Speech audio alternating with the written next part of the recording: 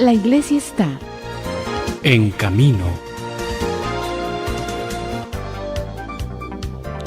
Queridos hermanos y hermanas, la tercera semana del tiempo de Pascua está marcada por el Evangelio del domingo con el que comenzamos esta semana.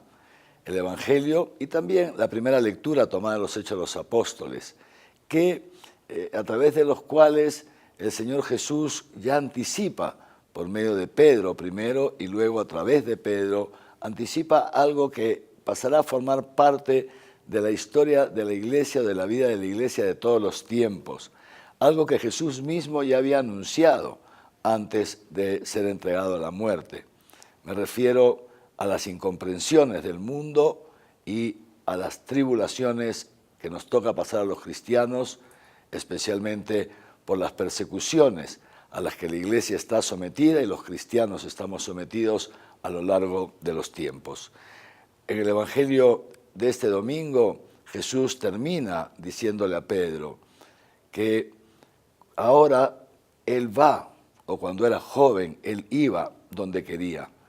Pero le dice Jesús, cuando seas anciano, cuando seas presbítero, anciano, otro te guiará y te llevará a donde no quieres ir.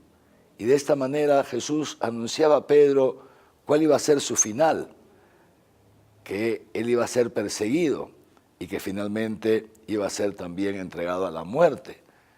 Es decir, iba a seguir esas huellas de su maestro. Y la primera lectura de ese tercer domingo de Pascua ya nos la hace presente, la primera persecución a los cristianos.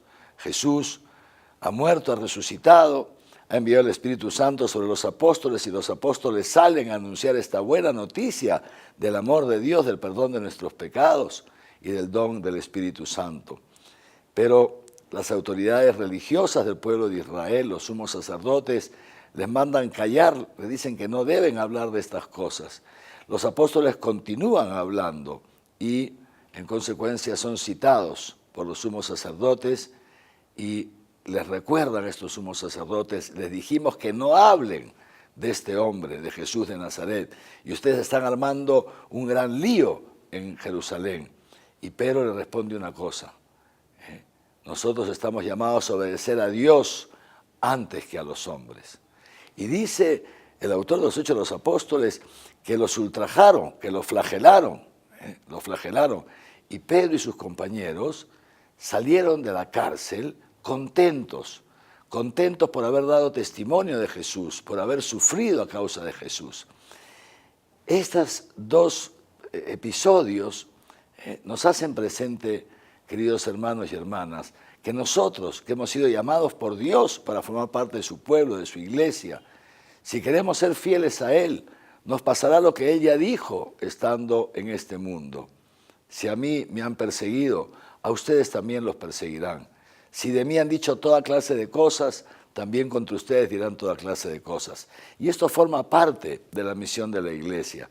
Por eso, en este tiempo de Pascua, tiempo propicio para llenarnos de los dones de la resurrección del Señor, pidámosle al Señor, queridos hermanos y hermanas, pidámosle al Señor que nos dé su Espíritu Santo, para que podamos ser cristianos de verdad, buenos cristianos, testigos del amor de Dios, testigos de la resurrección de Cristo, y que aun cuando los hombres nos quieran llevar por ideologías, aun cuando los poderes de este mundo quieran engañarnos y quieran doblegarnos ante las idolatrías, nosotros, como Pedro, podamos decir, no, nosotros debemos obedecer a Dios antes que a los hombres. Y si en este obedecer a Dios antes que a los hombres tenemos que ser insultados, perseguidos, maltratados, descartados por la sociedad, por el mundo, como Pedro y como sus compañeros, alegrémonos, hermanos, alegrémonos, porque dice Jesús en el Evangelio que de esa manera trataron sus padres a los profetas. Nosotros hemos de ser misericordiosos y caritativos con todos, pero lo que no podemos hacer es callar, dejar de anunciar el Evangelio, dejar de anunciar la verdad sobre Dios y sobre el hombre. Estamos con el Señor está con nosotros, no tengamos miedo, anunciemos el Evangelio con alegría y perdonemos a los que nos ofenden y nos ultrajan. En el nombre del Padre, del Hijo y del Espíritu Santo. Amén.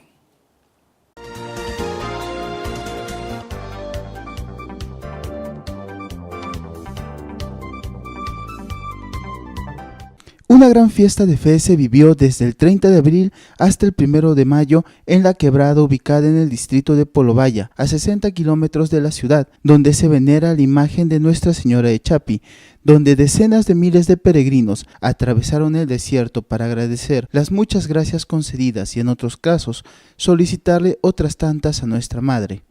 Los que llegaron vieron las obras del templo mayor del santuario, el cual cuenta con una bella cruz que resalta como guía para los peregrinos. La misa central fue a las 11 de la mañana y fue presidida por Monseñor Giovanni Cefay, quien recientemente fue nombrado como obispo de la prelatura de Santiago Apóstol de Huancané, en la explanada del santuario este 1 de mayo.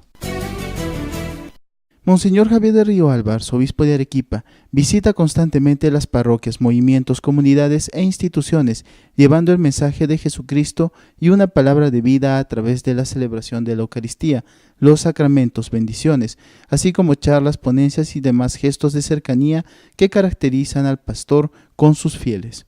Serán las comunidades Totus Tus y Jadai las que visitará en los próximos días.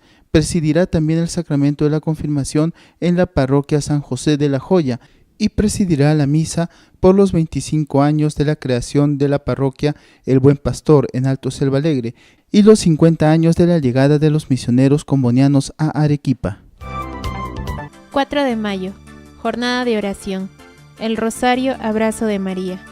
Organiza Apostolado del Rosario en Familia en el atrio del convento de Santo Domingo a las 4 de la tarde. 5 de mayo, misa de octava en honor a Jesús Nazareno, Quasimodo, parroquia Santiago Apóstol en Tiabaya, a las 5 de la mañana y a las 3 de la tarde. La procesión será a las 4 de la tarde. 5 de mayo, catequesis de primera comunión y confirmación, parroquia San Fernando Rey en Socabaya, primera comunión, de 8:30 a 10:30, confirmación, de 3:30 a 5:30. 5 de mayo, catequesis de preparación de iniciación cristiana para adultos, parroquia Espíritu Santo en Alto Selva Alegre, de 5 a 8 de la noche. La iglesia está en camino.